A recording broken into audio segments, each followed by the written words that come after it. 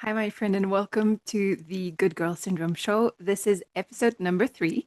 And today we are going to focus on why many good girls cannot rest, why they feel guilty about that, they feel ashamed, they feel like they're not worthy if they rest, all these types of things.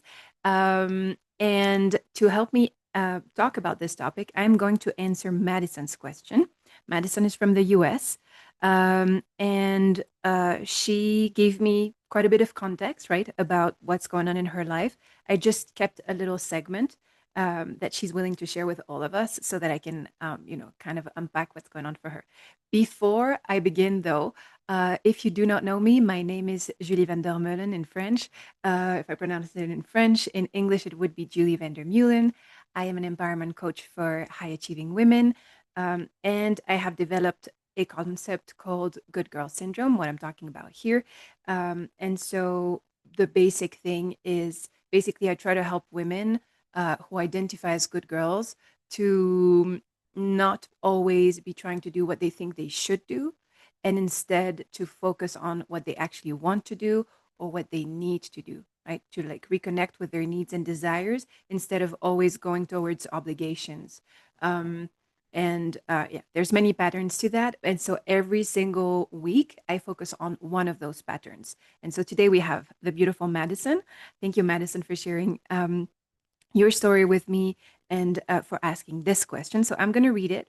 I wrote it down. So Madison says, I've been burnt out for months. I know I need rest, but every time I try to slow down, I feel this crushing guilt, like I'm being lazy or like I'm falling behind. And her question is, how do I rest without feeling like I'm failing? Um, First of all, I want to say, Madison, if you're watching this, that this is very relatable. I'm laughing just because this is something that keeps happening in my own life. I will talk about that on Sunday. Um, in a Sunday episode, episode 4. But yes, a lot of the good girls who come to me have these types of patterns of being hyper productive for periods of time and then having moments when they're completely exhausted. And so the reason for that is like different things, right? There's our conditioning, what our family or culture has said it makes us worthy, right?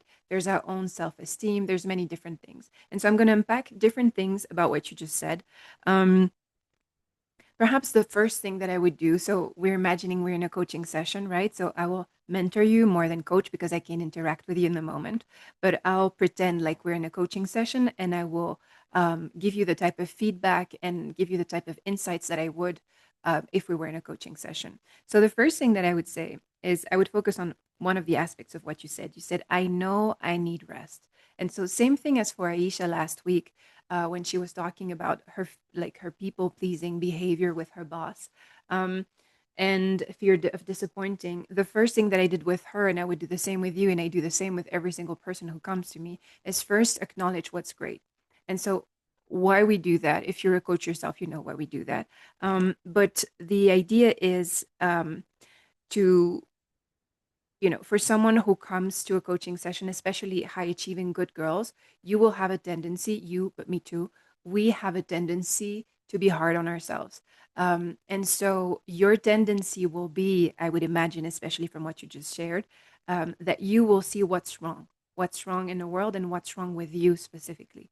And so my job, right, as your coach in this specific moment, is to reconnect you with what is actually true, which is that perhaps there are things that you like, some patterns or some behaviors that you do not like right now, that you have right now that you do not like and that you would like to change, but they in no shape or form mean anything about you as a person, right? They have nothing to do with your worth as a person.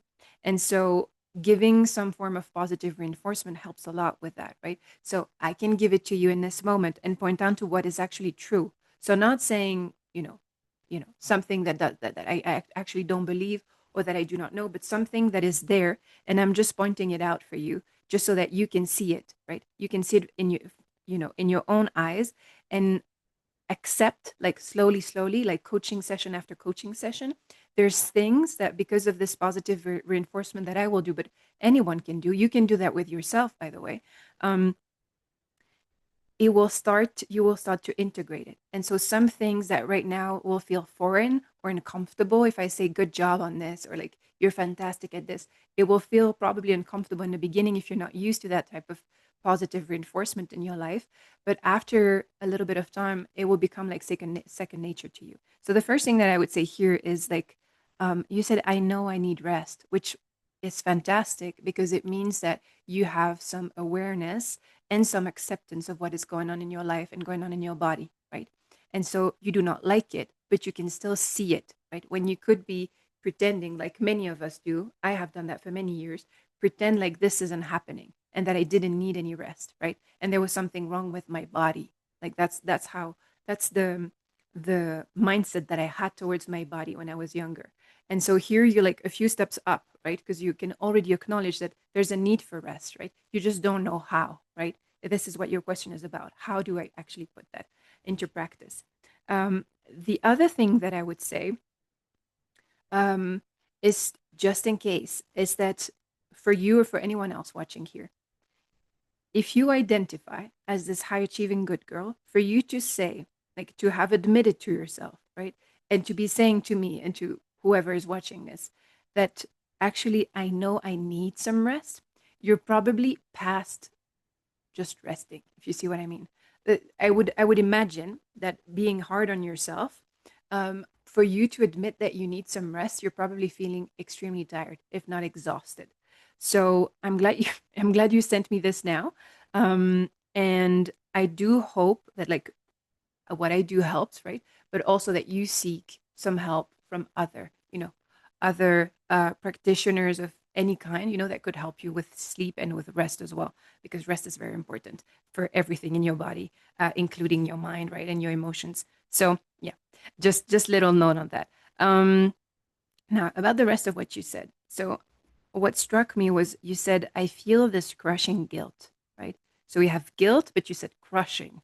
So crushing is intense, right? I feel this crushing guilt, and you have two stories attached to it, like I'm being lazy or like I'm falling behind, right? So, you know, you're feeling guilty and you have two stories that are related. So what it means to me when I listen to that, it means that you have associated probably not working or not being productive, perhaps also in the house. I don't know how that manifests for you. But so you perceive that if you are not working or not being productive, you are either lazy or you are falling behind. So we have here two stories that we can work with, right? So my assumption is lazy. If you call yourself lazy, I say that with no judgment. I have the same types of patterns you will see on Sunday. Um, that is like a sensation of shame, right? So you're like shaming yourself for a specific behavior, which is just resting. So there's a story behind that, most probably. And I would imagine, you know, again, like what I said to Aisha last week, there's probably is someone's voice. Someone had that belief system and you inherited it, right? And so either you were called lazy for specific behaviors you had, it was my case when I was younger, or you lived in an environment that really praised productivity and being busy and being hardworking and so on, all good values, right? But from hearing all of these things, then there's a shortcut that happened in your mind where you started thinking that actually, if being productive is something good, then being lazy is something bad. So there's a shortcut there, right? So I would recommend for you, I can't do it right now live with you, but what I would recommend is like analyze whose voice is that? Where is this coming from? What is the story, right? And once you've done that, like do you like this story? Like is this helpful for you in your life or not? Because if it's not helpful in your life, then you can make a conscious decision to not have that story anymore, right? It's not going to go away, in one go, but just having that awareness, like taking 2 minutes, after you can pause this video and take 2, 5, 10 minutes. I don't know how much time you need, to like really remember, like, what is this about? What was the story? What was the context? Is there a specific memory that is related to that? Is there a specific person who makes you feel that specific way, right?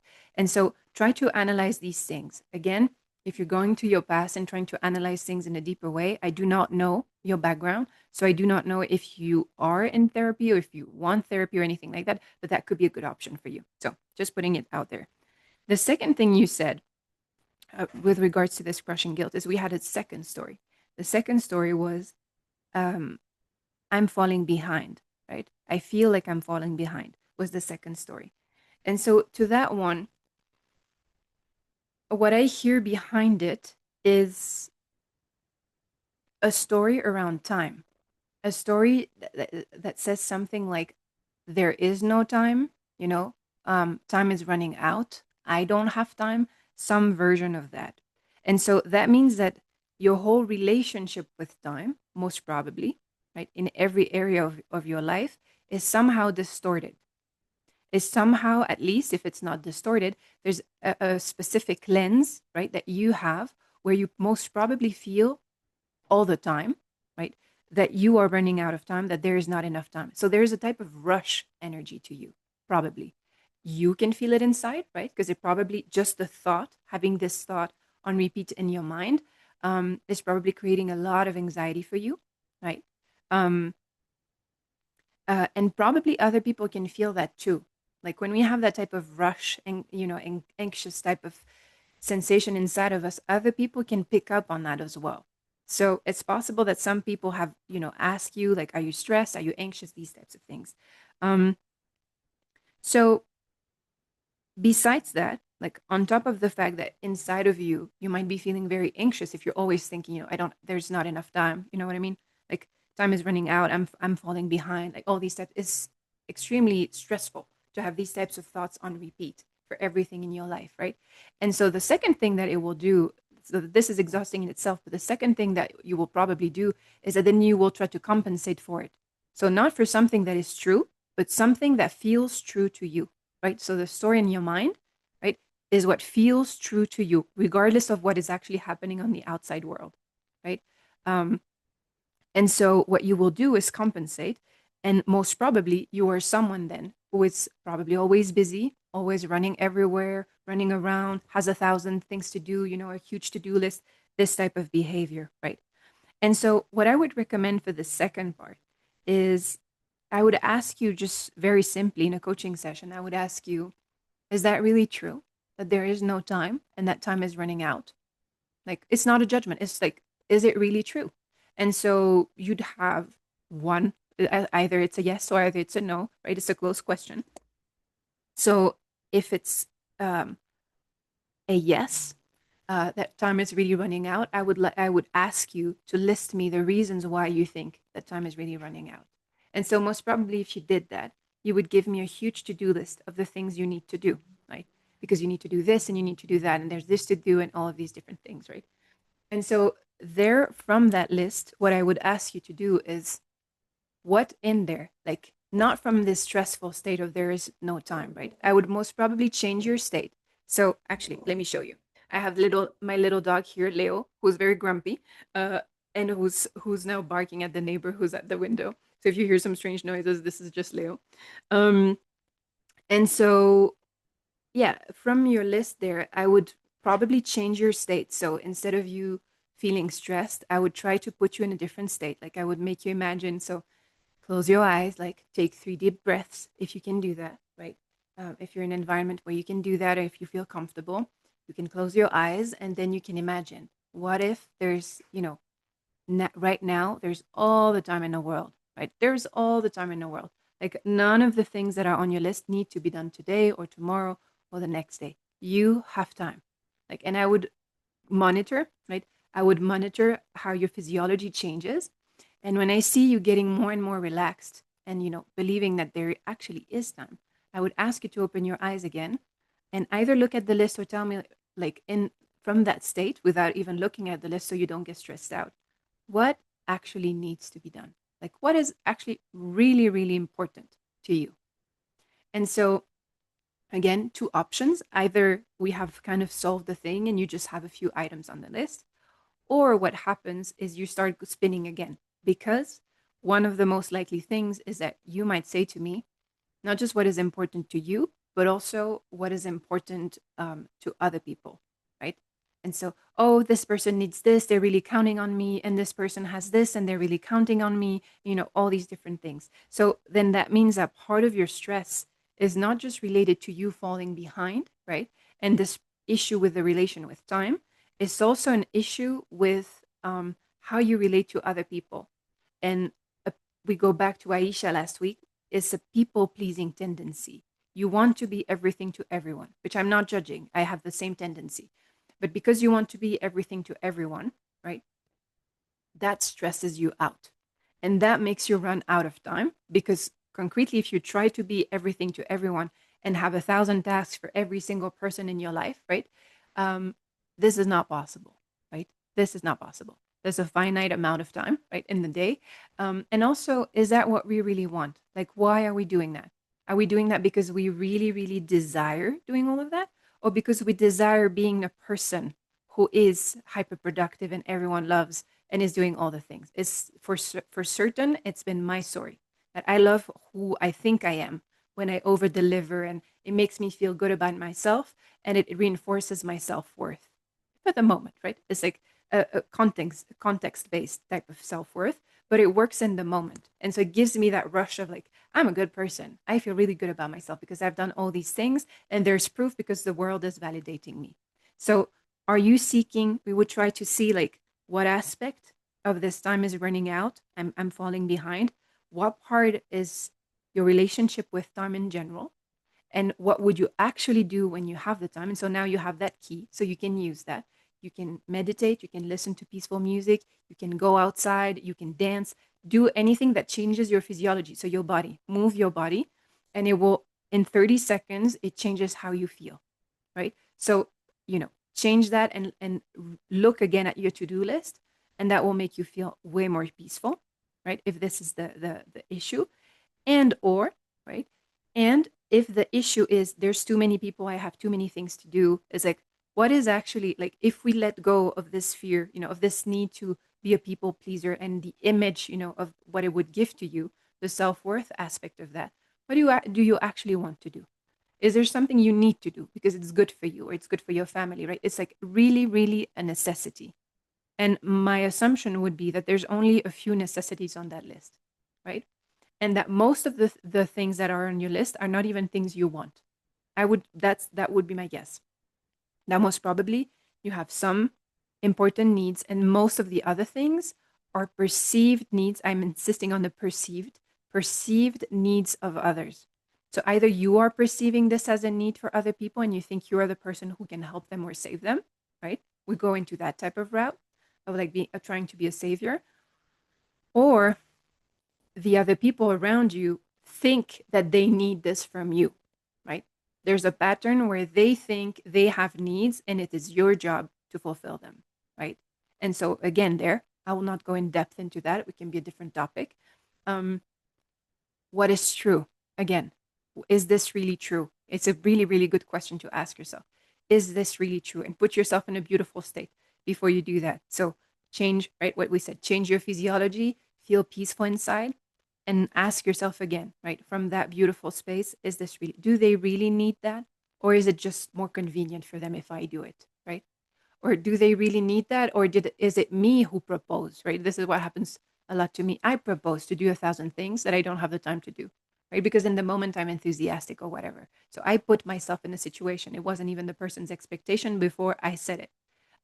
So these are the things that I would ask you to look at. And so you can do that. And if you want, Madison, you can just send me a message afterwards and I'd be happy to respond. By the way, if any one of you has any questions around that, like around these things, you can put it in the comments, or you can, reply to one of my newsletters, or however it is that you know me and you came around my world, you can ask me your questions. Or you can also put your version of the question in a Google form, right? Remember, in the description box, I have all sorts of links to everything that is free, all the content that is free, also my work in general. But I also have a Ask Julie type of form where you can ask me, just like Madison did this week, Aisha last week, right? Your question of like, what is going on with you in your story, and so that I can unpack it in the Good Girl Syndrome show and we can do it all together. So that's for that part. Now, there's another aspect to that I want to talk about, which is your last question. So you ask, how do I rest without feeling like I'm failing? Right? Without feeling like I'm failing. So if I try to make a simple equation here in what you just said, right? In terms of stories, that's the type of coaching that I do. I always look at the stories that narrative coaching. I'm trying to see what stories you say, what thoughts they produce, what emotions they produce, and so on and so forth. Um, so hear the story. I'm saying that out loud so that if you want to do it for yourself, you can do it, right? This is the goal of this, is that if you need some coaching and want some coaching, you can come to me. But if you don't, you can do this, all of this content that is for free by yourself. So the story that I'm hearing here is that rest equals failure, right? And so if I reverse it, if I take the opposite, then that would mean that success is productivity, right? So anytime that you rest, you feel like a failure, right? So I'm sure it's more complex than that. But if we reduce it to the most simplistic form, you know, rest equals failure, productivity equals success, which means two things. One, it means this is your belief system. This is what you actually think is true. It's what you believe about the world and, how things function in the world, right? And so what I would say, because this is probably a deeply ingrained belief, is to ask yourself if you want to change it. Like, is this working for you? Is the first question that I would ask. Is this working for you? Most probably you will say no, right? And so the temptation will be to go directly to the cost. No, it's not working because this, right? What I would love for you to see first is like, I would agree, right? Probably overall it's not working really well because it means you can never rest. But then what I would ask you to do is to consider, because we're smart, right? You're a smart woman. You have these beliefs not because you're stupid and you don't know what you're thinking. You're smart. So your mind created that story for a reason, right? It helps you survive, it helps you thrive. So there's benefits to the thoughts that you have, even if they are destructive in the moment. There's benefits to them, right? And so I would love for you to first consider what the benefits of you having this story. What are the benefits of that? What is advantageous about that? And so things, I will give you examples. So for example, you could tell me, Madison, that, well, what's been fantastic is I'm the most productive person I know. What's been fantastic is I have been working like, 4 hours a day more, for my whole life. I've worked on average like 4 hours or more a day than anyone else I know, which means I've studied more, I've created more, I've like had promotions faster, like all these different things, achievements type of things, right? Or because I've done that my whole life, I'm now like the type of person who's super efficient, right? I'm super organized. I don't know what the benefits could be, but there's benefits to it. And I think it's worth noticing and knowing. Then we can go to the costs. And so, what does that cost you for you to have that type of belief system? And most probably, the one that I can see here is I can't rest, right? I can't rest. I probably can't sleep. I can't fall asleep. Perhaps I wake up super early. Perhaps I never allow myself to go on the couch because there's always something to do, right? I have a huge to do list that overwhelms me every single day. I wake up and I'm stressed, right? I'm stressed because I constantly think that there is no time, right? Um, all these different things, right, could be a cost. And so, what I would ask you is to clarify for yourself. You don't have to change anything. It's up to you if you want to change things or not. But is that what you want? Is that what you really want for your life? Do you want to live like that? And if you have kids or if you want to have kids, it's a very, very powerful question to ask yourself is is that how you would love your kids to live, right? Or someone you love, right? Your best friend, whoever, your partner, would you like for them to live in this type of internal world? Is that what you would want for them? Um, and most probably the answer is no. And so from there, what I would ask you to do in a normal coaching session is I would give you a little bit of homework because we've seen the different stories, right, from what we did before and what we're doing now. And so now what would be cool is for you to have a way to continue your work without me. So if right, we would, in a normal setting, I would see you in a week or 2 weeks or whatever. And so you will have done some work on your own where you do more work outside, in the real world of like applying what we saw together. you try to apply it, you reflect on it after the coaching session, it's even more important than the coaching session itself. The coaching session is like it opens up things for you, it makes things clear for you, and I help you make decisions, right? So I help you, like I push you to an edge so that you need to make a decision. And then from there, you continue your life. So what I would recommend here is a little bit of homework, fun work, however you want to call it. And so I would say again, from a space where you feel calm. So change your state or change your physiology, as we say. When you're feeling calm, I think it would be really cool if you want to rewrite your story about time. If you had the most beautiful relationship with time, how would you treat it? How would life be? You wake up, imagine a day in your own life when you wake up and you feel at peace and you've slept. I don't know if it's 8 hours. I don't know how many hours you sleep or you want to sleep, but let's go for 8 hours. You slept 8 hours, you feel really good. You have all the time in the world. Like time is expansive. How does that feel? And so you just keep writing and writing and writing. I would say a page, right? But if you want to write more, that's even better, where you really, really imagine what that's like and you feel it in your body, how that actually feels like. So that now you have contrast. You know how you usually feel and you know how it is possible to feel, right? It doesn't mean that from tomorrow onward, every single day you will feel that way. Probably will require a little bit of practice, but at least you know how it feels. Perhaps you can even remember a moment in your life when you felt that way, if you had that. Because many of us, we had a moment when we were children before we started integrating all these stories, when we had moments of joy, or perhaps we went on vacation or something like that, and we felt expansive about time. So that's what I would say for this part of the homework. I have one more thing to say to you about this question of like, how do I rest without feeling like I'm failing? So this story that you have, right? That rest equals failure, success equals productivity, how I simplified it at least. What it creates, besides a belief system that you can change, right, is also it creates an identity. If you believe something really, really strongly about life, right, and or about yourself, it creates, you have a way of perceiving yourself that like the good version of you, the version that you idealize, um, will be based on this specific story and this specific, um, uh, yeah, belief system. And so most probably you perceive yourself, and probably that's what you project onto the world as well, or how people perceive you, as some sort of a busy bee. I don't know how you call that, right?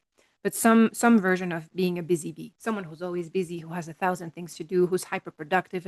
I don't know, the version that you have, if it's something that makes you feel important and like you're doing something good in the world. I don't know what version you have, or if it's like you feel like you're frantic. I don't know. It could be any of those. It could be multiple, but you probably see yourself as some version of that. And so from there, I would say two things about this identity segment. I would say that then that means that if you have such an identity and that's how you perceive yourself, that means that you have identified productivity as the means, the way, the vehicle, right, for you to have some worth. So there's a shortcut in your mind where you think, if I'm productive, I am worthy, which means if I'm unproductive, I'm unworthy. What it means more deeply is I do not deserve to be loved, right? Because this is the biggest fear that we have, there's two biggest fears. It's what we say in the Tony Robbins world, at least. The two biggest human fears are I am not good enough, or I am not loved. I will not be loved, right? And so, this type of identity and this type of story would constantly like come and like, pierce you every single time of like when you're not, I don't know, if you're resting for 5 minutes, if you're drinking your tea and you're too relaxed, it can come back and tell you, yeah, but I'm not being productive. So I'm not being worthy, no? And so you would get up, it would create this type of system. And so for that part, I would also give you a little bit of homework if you love writing, or you can also just riff, out loud like I'm doing now. You could just record yourself on your phone, or just, speak to yourself. I do that all the time. I think it's really cool. Most people think that that would make me mad, but I just don't care. So choose your version of that, but have a way to like talk to yourself about your own worth. And so my invitation is, if we are worthy as human beings, so you, Madison, specifically, if you're watching this, you are worthy. It doesn't matter what you do. You, just because you exist, are worthy, right? Just like we would say to, if you see a tree, or if you see a cat, or I don't know what type of animal you like, right? But if you see something that you really like, it's not that it's doing something specific, right? So my dog, for example, that you saw here, Leo, even when he's grumpy, and he irritates me because I'm trying to film this video, he's still worthy. And I know that. Like, it doesn't go away from inside of me, right? I know that he's super worthy. It has nothing to do with whether he's behaving in a way that is inconvenient for me right now because I'm trying to film. And so it's a silly example, but it's just to say that, like, it applies to you as well. It applies to all of us as well. And so what I would ask you to do is, if you wanted to, is to write a sort of love letter to yourself.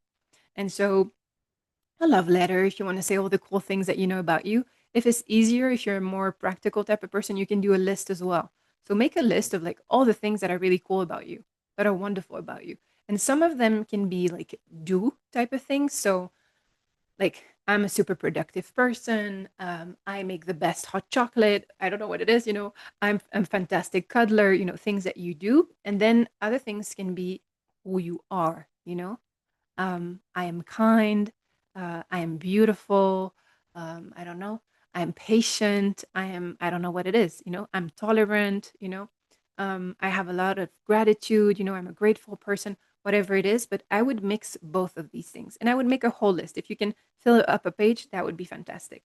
So that you start working on your own worth and you start seeing, again, it's just the beginning, right? But you start seeing that you have worth beyond being productive.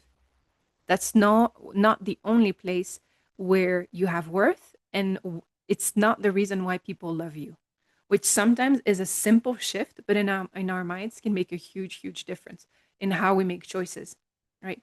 um Last thing that I would say is that if you wanted to do one more thing, and probably we would do that in a coaching session together, but I'm sure you can do that on your own as well. Is another way to work with that is that if you have one identity, so most people believe in how we normally think about things, that we have one identity. So I'm Julie, I'm always the same person, and my standard could be that I always need to be consistent with who I am, right? However, I don't know how it happens in your mind, but in my mind, there's a few versions of me, right? There's the version of me when I'm happy that behaves completely differently than the version of me that is anxious, or the version of me that is focused, or the version of me that is achiever oriented, or the version of me who adores her dog, or the version of me who adores nature, right? These are different sub identities to Julie, right? Julie the wanderer, Julie the baker, Julie, like all these different sub aspects of me. And so here, if you have an identity, or if I take it on myself, so if Julie has a sub identity of being a busy bee, right? Which I can be, I do have one version of that. Um, then what I can do is I can create or remember that I also can have an identity of something else. For me, I call her chill. Like, I have a version of me that can be chill. So it took me a while to find her back, but she existed. She existed when I was younger, right? And so it was, for me, it was reaching back and pulling her back from my memory. But perhaps for you, you've never been someone who's very relaxed, right? All your life, you've been incredibly busy. So what you can do is you can create a new identity. And so how you do that is you just imagine it. Again, you can do it out loud. Um, we would do it out loud if we were doing this in a coaching session, but you can do it on a paper as well. I have done that multiple times on a paper. It's like, what would she be like? This person who's not a busy bee. So the chill girl, the relaxed girl, the peaceful girl, the calm girl, I don't know, the yogi, I don't know who she is. Um, what is she like? What does she like to do? How does she behave? And so on and so forth. And so what you would do, and I would give you another tool from the Tony Robbins world, it's called a triad. I'm going to do it like this because it's like a triangle. And so I'm making a triangle because there's 3 points, three things that you want to focus on like creating this new identity. The three aspects are, um, perhaps the easiest is like, what is she focusing on? So when you are imagining this new identity of this chill Julie, right? What what is she focusing on, right? And so she's focusing on how wonderful for me, right? I'm going to imagine it for myself. What I could imagine for chill Julie is she's focusing on having a good time. She's focusing on just enjoying life. That's what she's focusing on. And she's also focusing on a sensation, I can't really describe it, that like time is expansive. Like I know in my mind when I'm in that space that like time is expansive. Sometimes, if I'm in the right state of mind, I can do the same task in like 30 minutes that it would have taken me 4 hours in a different state if I'm feeling frantic. So that's what I would be focusing on. So number one is focus in a triad. Number two is language. What am I saying? What am I actually saying when I'm in that space, right? So again, it can be easy when you go back to your past and you had a moment like that. And you can try to remind yourself, like, what were you saying to other people and to yourself? Am I saying, oh, we have time? Or would I say to myself, I have time? Or like, I'm not worried about that. Like, whatever it is that my language is. So you would need to find that out for yourself as well. And the third thing is, I've been talking about that throughout this whole session here. It's your physiology. It's like how are you breathing? How are you feeling? How are you speaking? How are you walking? How are you behaving? How's your body? I don't know. How's your hair? Do you have a different hairstyle? For me, when I'm chill, I never have my hair down. I never wear makeup. I have like a very messy bun, right? So I have a very clear picture. I know how I dress. I dress with like sweatpants and like things that look cool but are really, really warm, a type of like fuzzy things that, is super, super warm. That's what I would wear. I know also what I would drink. I would drink my favorite tea. Orange clove is mine, right? So I have all these different things that I know that I'm doing and that like are influencing my body, the smells, like everything that is going on when I'm feeling chill, right? And so that's what I would recommend you do. Because then when you have all of that, this triad, then you really, really know you have all the cues, right, that show you how to be that person, at least to begin with, right? And so some of the silly things that I just said, like having a messy bun or wearing very, very warm things or drinking my favorite tea, these are small things, or saying the sentences, right, whichever you want, the focus, the language, or the physiology.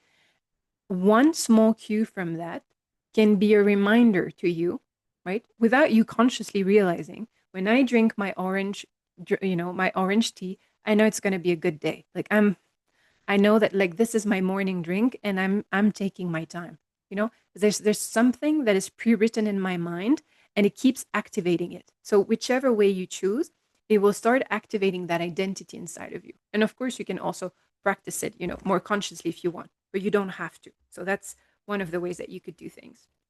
So I think that's enough for like one session. Like if we were to do that in a session and do the exercises together, we would have done a lot of work by doing all of that. I hope you do some of those homeworks if you're watching Madison or anyone else, if that's useful for you, because these are very, very useful exercises. And feel free to tell me in the comments if you do these exercises or elsewhere if you want to contact me elsewhere. But let me know if you're using any of these exercises, if like some aspects of what I just said was really helpful for you. I would love to know. One, because it encourages me, so that's always fantastic. By the way, if you want to drop me a little like, I would absolutely appreciate it. But also because it feeds my intellectual curiosity, and I base all of the content that I do, and also I research new coaching techniques and so on based on what is useful for you. So the more feedback that I get from you, the more I can attune myself to what you actually really need. So feel free to always like reach out to me, always give me feedback, use the Google form, put some comments here on YouTube. And of course, if you're not yet subscribed, please subscribe to my channel so that you can see my next episodes of the Good Girl Syndrome show. And the next one will be on a similar topic, just with this time, I will be talking about my own journey with, resting and, how this has evolved over time and what are the tips that I use myself beyond the things that I shared with Madison. In any case, I hope that was useful for you. I hope you enjoyed this, and I cannot wait to see you again in the next episode. Bye, my friend.